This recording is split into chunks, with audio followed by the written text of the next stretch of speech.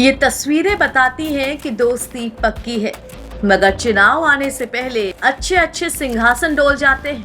कुछ ऐसा ही अब लग रहा है सपा प्रमुख अखिलेश यादव और रालोद मुखिया जयंत चौधरी के बीच। करीब 10 से 15 दिन पुरानी बात होगी। जयंत चौधरी और अखिलेश यादव के बीच लखनऊ में हुई मुलाकात के बाद दोनों के बीच 7 सीटों पर डील हो गई थी। इन 7 सीटों में बागपत, मुजफ्फरनगर, कैराना, मथुरा और हाथरस तो तय है, लेकिन 2 सीटों पर अभी भी नाम को लेकर संशय बना हुआ है। अभी ये तय नहीं हो पा रहा है कि मेरठ, बिजनौर, अमरोहा, नगीना और फतेहपुर सीकरी में से कौन सी 2 सीट आरएलडी के खाते में जाएंगी।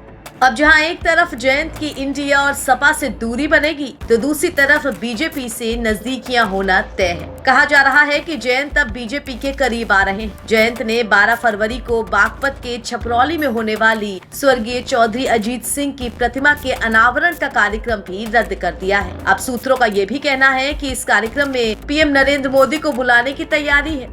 इसके लिए पीएम से समय मांगा गया है। हालांकि पार्टी के लोग कार्यक्रम रद्द होने के पीछे प्रतिमा का बेस स्ट्रक्चर तैयार होने को वजह भी बता रहे हैं। सूत्रों की माने तो रालोद ने बीजेपी की एक बड़े नेता के जरिए संपर्क साधा है। जयंत की बीजेपी के कुछ बड़े नेताओं से मुलाकात भी हो चुकी है। जयंत ने बीजेपी के सामने 7 सीटों का प्रस्ताव रखा था। रालोद नेताओं का दावा है कि लोकसभा की 4 और राज्यसभा की 1 सीट पर बात तय हो चुकी है। इसमें कैराना, मथुरा, बागपत और अमरोहा लोकसभा सीटें हैं। ये भी तय हुआ है कि यूपी सरकार के विस्तार में भी रालोद का एक मंत्री बनाया जा सकता है। यानी अभी चुनाव हुआ भी नहीं और दूर की कौड़ी पर नजरें सबकी पहुंचने लगी और इन्हें लेकर खबरें भी छाने लगी। बता दें कि पिछले महीने अखिलेश यादव और जयंत चौधरी के बीच राजधानी लखनऊ में हुई बैठक में 7 सीटों पर बात तय हो गई थी। खुद सपा प्रमुख अखिलेश यादव ने इसका ऐलान भी किया था। हमारी और आरएलडी जयंत चौधरी की बात अच्छी हुई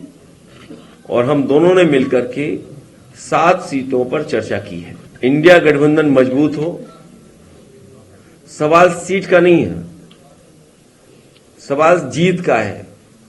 जीत के आधार पर हम सब लोग मिलकर के फैसला लेंगे। अब अखिलेश का ये बयान तो जयंत चौधरी की मौजूदगी में दिया गया था, मगर सवाल ये है कि सीटों पर इतने मंथन के बाद भी आखिर कमी कहां पड़ गई कि सपा और रालोद के बीच अब मनमुटाव की खबरें आने लगी।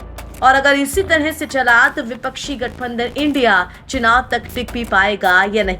एनबीटी ऑनलाइन की रिपोर्ट।